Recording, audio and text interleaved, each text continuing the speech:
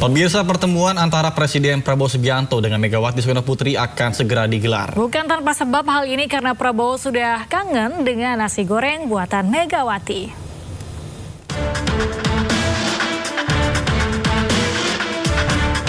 Nasi goreng menjadi salah satu perekat hubungan Presiden Prabowo dan Megawati.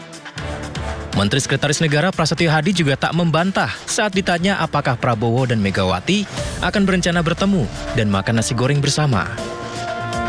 Kapan Mas mau soal lagi? Betul. Kapan Mas? Kan kangennya sudah 2,5 tahun, tapi kemarin kan sudah, alhamdulillah sudah ketemu beliau berdua. Kapan lagi Mas bertemu? Buat makan nasi goreng lagi? Sedang diatur, tenang aja. Sebelumnya Megawati berkelakar tentang Presiden Prabowo yang bolak-balik meminta untuk dimasakkan menu spesial, yaitu nasi goreng buatannya. Saya jelek-jelek ini, kalau saya datang sebagai chef, pasti diterima. Betul loh. Itu gak bohong loh. Ya dimana aja loh, masa aku udah presiden kelima, udah gitu ketua umum KT, terus lu masakin, masak-masak, terus kasih kamu, ya enggak lah. Masa masakin buat kalian. Yang masih nanyain terus tuh tahu gak sobo? Rahasia ya. Siapa? Ayo.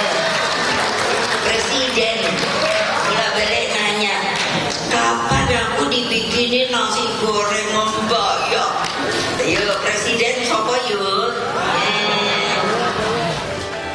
Saat ini publik menantikan pertemuan Presiden Prabowo dan Presiden kelima RI Megawati Soekarno Putri.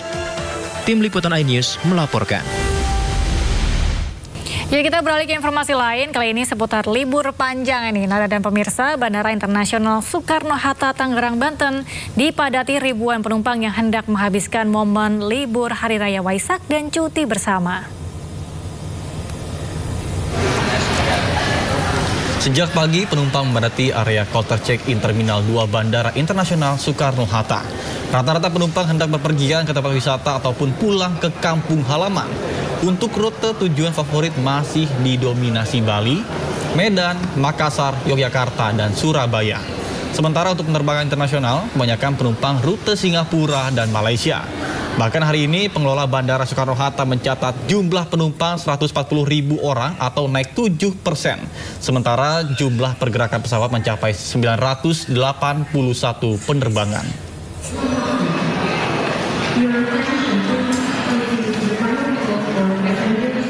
Ya, kalau tadi di Bandara Soekarno-Hatta, kita beralih ke Puncak Gadok, salah satu tempat yang menjadi tujuan dan juga padat. Nah, arus kendaraan wisata di kawasan Gadok Ciawi, Kabupaten Bogor, Jawa Barat, pagi ini sudah mengalami kepadatan. Bahkan kepadatan diperkirakan akan terus meningkat hingga sore nanti karena libur panjang yang akan berlangsung hingga Selasa mendatang.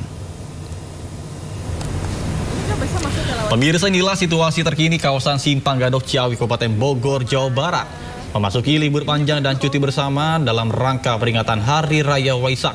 Arus kendaraan menuju kawasan Puncak Bogor, Jawa Barat pagi ini sudah mengalami peningkatan yang signifikan. Untuk mengurai kemacetan, petugas kepolisian pun menyiapkan sistem satu arah atau one way untuk menuju ke kawasan Puncak. Petugas gabungan dari Polisi Lalu Lintas dan instansi terkait telah diterjunkan untuk mengatur arus kendaraan dan menghindari penumpukan di titik-titik rawan kemacetan.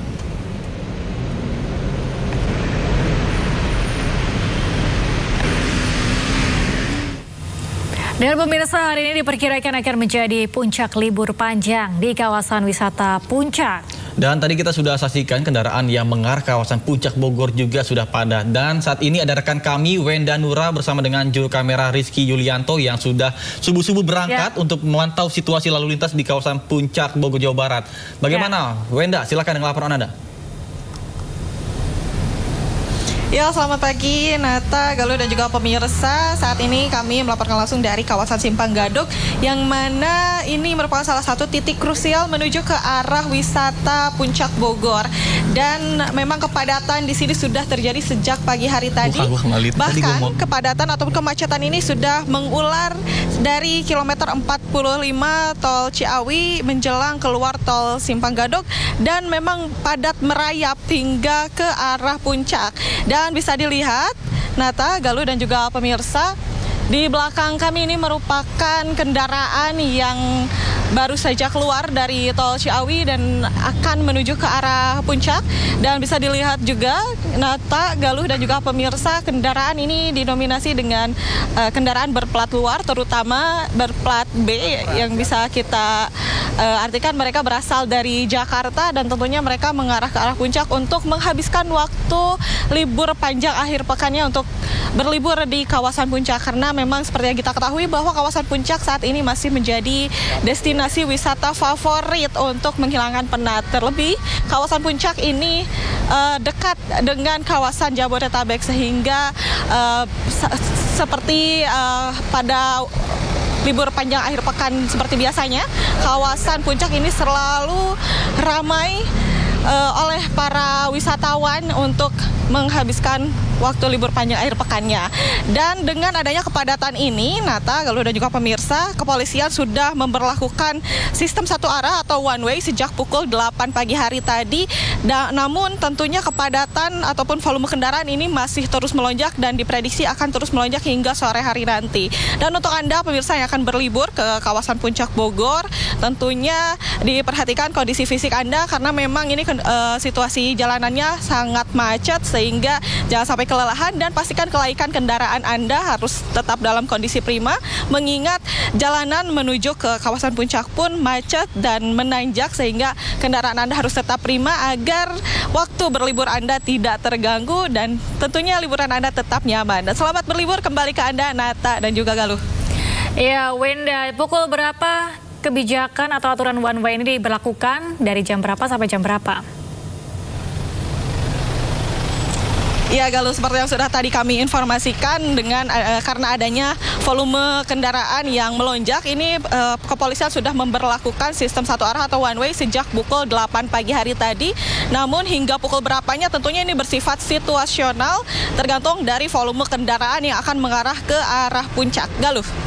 Ya, Wenda, terima kasih, selamat berlibur juga dan salam sehat selalu. Oke pemirsa, Gubernur Jawa Barat Deddy Mulyadi menjadi bapak angkat bagi anak yatim diduga nakal hingga ikut pelatihan di barak militer. Ya, KDM berjanji akan membiayai pendidikan anak-anak yatim dalam pelatihan tersebut.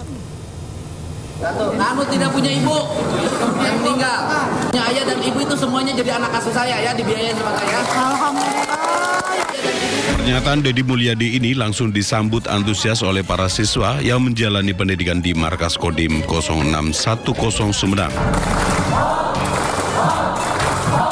Dalam kesempatan tersebut, KDM juga menyatakan akan menjamin serta membiayai kebutuhannya. Usai memberikan semangat dan arahan kepada para siswa, KDM menilai metodologi yang diterapkan di Sumedang ini sudah baik karena meliputi fisik, kesehatan, asupan gizi, serta wawasan yang menjadi dasar utama untuk melihat perubahan keluar nanti. Pada kesempatan ini, Deddy juga menyoroti sistem pendidikan di Indonesia yang menurutnya harus dievaluasi total. Tumbuhnya anak-anak nakal yang tidak terkendali ini juga bagian dari introspeksi pendidikan. Bahwa sistem pembelajaran dan mengajar kita di sekolah serta kewibawaan guru ini juga menjadi faktor kenapa anak-anak berperilaku seperti ini. Untuk itu, pendidikan harus melakukan evaluasi secara total. Deddy Mulyadi juga memberikan seekor kuda bagi salah satu siswa yang kerap bolos sekolah lantaran sering mengikuti tradisi kuda renggong.